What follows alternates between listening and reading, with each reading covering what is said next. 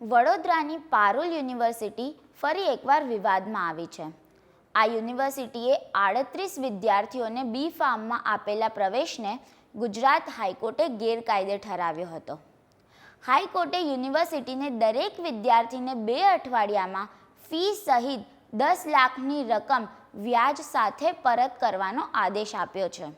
હાઈકોર્ટના મુખ્ય ન્યાયાધીશ સુનીતા અગ્રવાલ અને ન્યાયમૂર્તિ અનિરુદ્ધ માઈના ડિવિઝન બેન્ચે યુનિવર્સિટીના રજિસ્ટ્રારને 15 એપ્રિલે આગામી સુનાવણી સુધીમાં સોગંદનામું દાખલ કરવા જણાવ્યું હતું.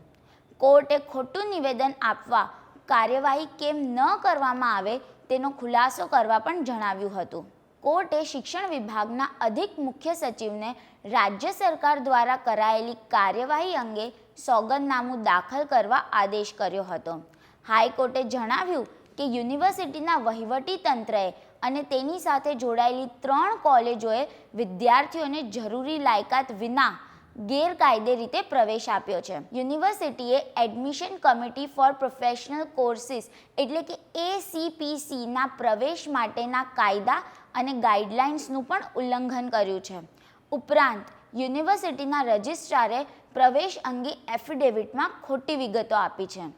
અગાઉ હાઈકોર્ટે યુનિવર્સિટી રજિસ્ટ્રાર દ્વારા કોર્ટ સમક્ષ દાખલ કરવામાં આવેલા સોગંદનામામાં રજૂ કરાયેલા ડેટામાં વિસંગતતા જણાતા યુનિવર્સિટીના એડમિશન રેકોર્ડ તપાસવાનો નિર્દેશ આપ્યો હતો. ડેટામાં વિસંગતતા જણાતા યુનિવર્સિટીના એડમિશન રેકોર્ડ તપાસવાનો નિર્દેશ આપ્યો હતો.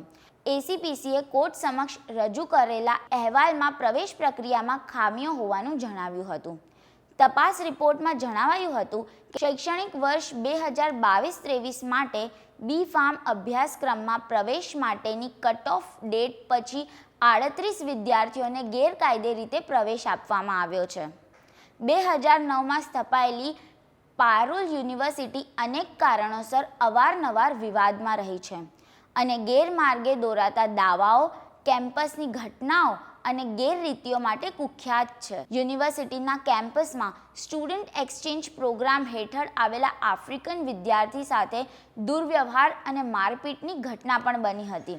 હોસ્ટેલના કેમ્પસમાં જ વિદ્યાર્થીઓ પર હુમલો કરવામાં આવ્યો હતો.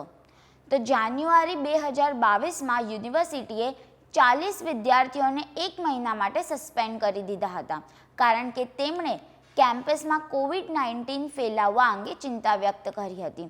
તેમજ યુનિવર્સિટીમાં વધુ ફી અને ઓનલાઈન વર્ગો ઘટાડવાનો વિરોધ કર્યો હતો.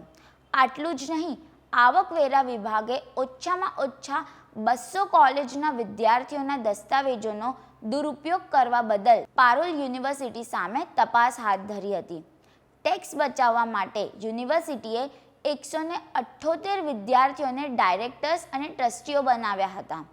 આવકવેરા વિભાગે પારુલ યુનિવર્સિટી અને પારુલ આરોગ્ય સેવા મંડળના પ્રમુખ અને ટ્રસ્ટીઓ સામે બેનામી સંપત્તિ અધિનિયમ હેઠળ ફરિયાદ પણ નોંધી હતી. પારુલ યુનિવર્સિટીના સ્થાપક જયેશ પટેલની જ્યારે 2016માં એક વિદ્યાર્થીની પર બળાત્કાર કરવાના આરોપમાં ધરપકડ કરાઈ ત્યારે તે ભાજપમાં હતા.